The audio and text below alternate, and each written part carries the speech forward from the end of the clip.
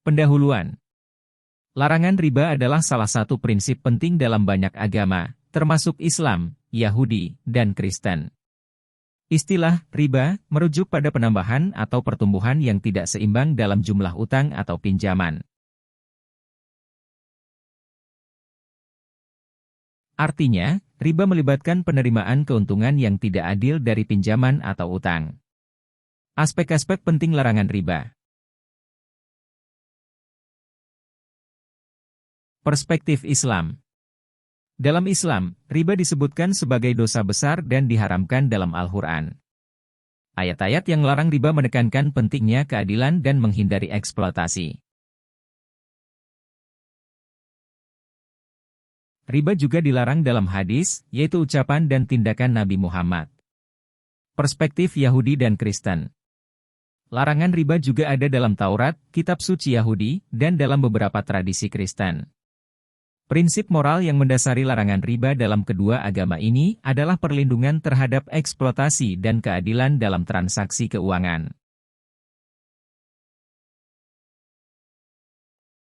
Dampak larangan riba. Keadilan ekonomi. Larangan riba bertujuan untuk mencegah eksploitasi dan ketidaksetaraan dalam transaksi keuangan. Ini mendukung prinsip keadilan dalam distribusi kekayaan dan peluang ekonomi. Pertumbuhan berkelanjutan. Dengan mencegah praktik riba yang berfokus pada pertumbuhan tidak seimbang, larangan ini dapat mendukung pertumbuhan ekonomi yang lebih berkelanjutan dan stabil.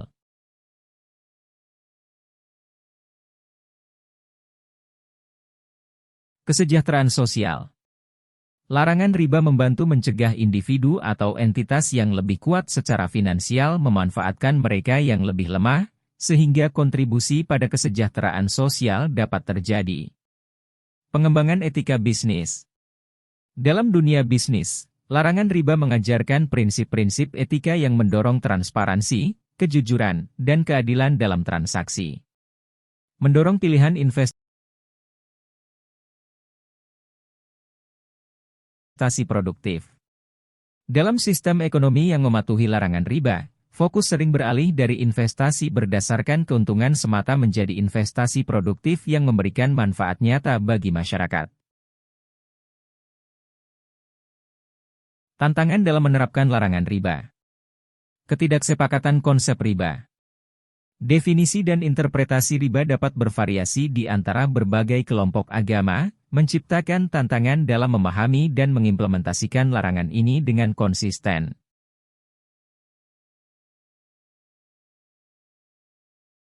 Kehadiran praktik yang melanggar. Meskipun larangan riba ada, praktik-praktik yang melanggar larangan ini, seperti praktik bunga dalam sistem perbankan modern, masih ada dalam berbagai sistem ekonomi. Konteks keuangan modern.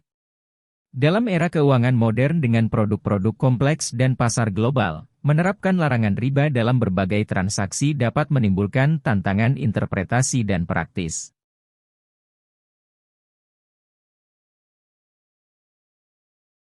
Kesimpulan. Larangan riba merupakan prinsip yang ditemukan dalam banyak agama dan memiliki dampak penting pada ekonomi, etika bisnis, dan kesejahteraan sosial.